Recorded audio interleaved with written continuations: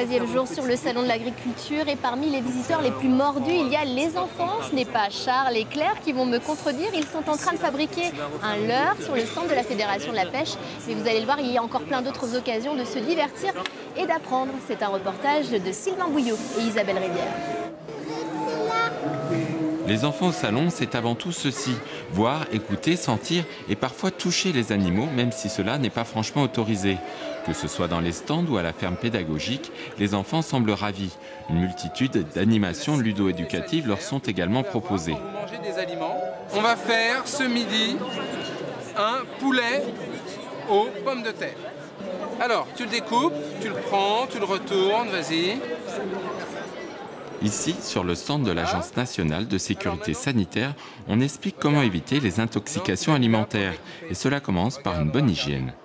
Même si on pense être propre, les bactéries, elles sont toujours là et faut toujours bien se laver les mains et tout nettoyer à chaque fois qu'on cuisine parce que sinon c'est pas propre et on peut tomber malade.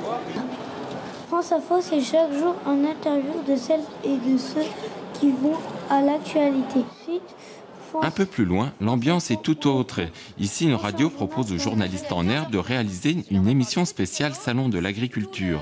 Sans forcément créer des vocations, certains ont déjà tous des pros.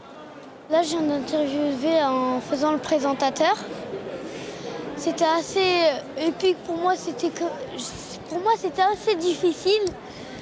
J'avais un petit peu eu peur au début, mais sinon après, j'ai moins eu peur. C'était bien, parce qu'en plus, je m'amuse souvent à interroger des amis pour m'entraîner, parce que j'aime bien faire ça.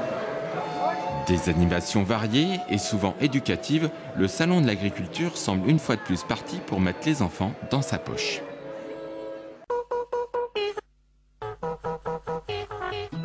Nous nous retrouvons sur le stand des traits de l'Ossois, une race originaire de notre région, avec Ophélie Piaget. Bonjour Ophélie. Bonjour. Et on est avec Victoire et là vous êtes en train de commencer à natter sa crinière. Exactement. Alors, est-ce que vous me permettez d'essayer? Oui, pas de problème. En échange? On fait ça. Alors, je suis pas très douée en coiffure, hein, je sais pas. Alors, donc celle-là, on prend un peu de crin, on prend avec le reste. Viens là, un petit peu, et après on y va. Ah ouais. On passe à l'intérieur, comme une natte normale, mais vraiment un ras, sinon ça va être trop long.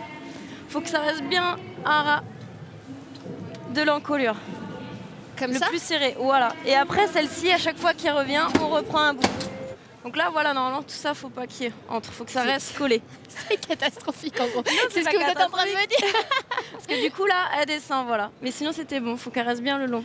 Alors, comment vous faites pour que ça... Eh ben on serre et on vient à ras. Moi, j'ose pas, j'ai peur de lui faire mal. Tac et tac.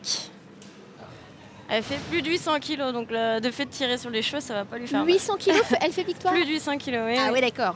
Moi, j'ai des gros... par rapport à vous, j'ai des gros boudins, c'est pas du tout beau. Je crois que je vais vous laisser reprendre en main, Victoire, parce que je suis vraiment pas douée en coiffure. Merci. Pourquoi vous êtes attachée comme ça à cette race? C'est parce que ça vient de la région, il n'y en a plus beaucoup, malheureusement. Donc c'est énormément maintenant la boucherie, ou alors on l'utilise, voilà, tout ce qui est débardage ou pour le loisir, tout simplement pour l'attelage ou pour monter dessus. Donc ça reste une simple passion, tout simplement. D'accord. 120 naissances par an, effectivement, il faut qu'il y ait encore des passionnés comme vous, hein. Exactement, oui. Merci beaucoup Ophélie de nous avoir fait partager votre passion de l'Ossois et ce petit geste très technique. Nous poursuivons cette page spéciale avec une étudiante en agronomie chalonnaise qui nous sert de guide sur le salon. C'est la rubrique Un bourguignon en goguette.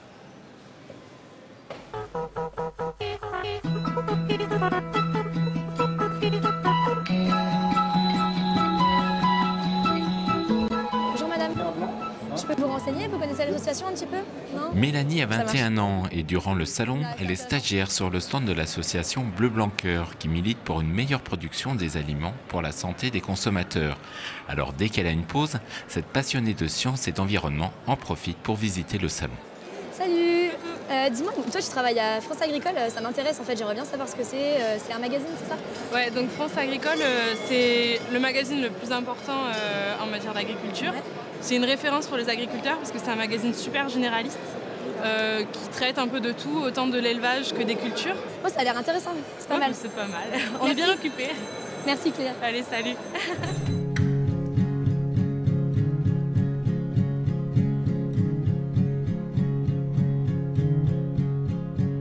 Bonjour, je me présente, je suis étudiante à AgroParisTech, donc l'école d'agronomie de Paris. Et en fait, je voudrais vous poser 2-3 questions sur les moutons parce que je vais faire un stage pendant 1 mois en avril dans une exploitation avec des ovins.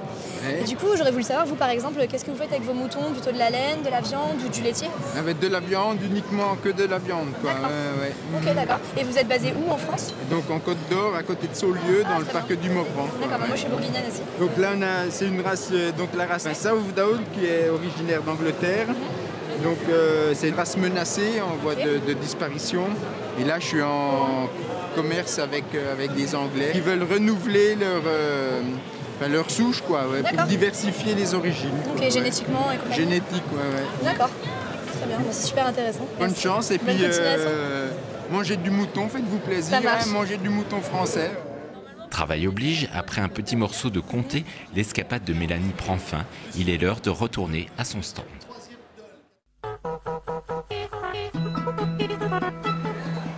À saluer la belle performance au concours général agricole dans la catégorie vin pour la maison Douden-Audin de Savigny-les-Beaunes. Le domaine a décroché 3 médailles d'or pour des rouges de 2012, à savoir un Pernan-Vergelès, un Beaune premier cru et un Savigny-les-Beaunes premier cru. On referme cette page spéciale du Salon de l'Agriculture en compagnie d'Oni, un bichon maltais, une des stars du village de Chiens. Et on se retrouve d'ailleurs ici même demain soir pour faire un coup de projecteur sur une autre race bourguignonne cette fois. Bonne soirée.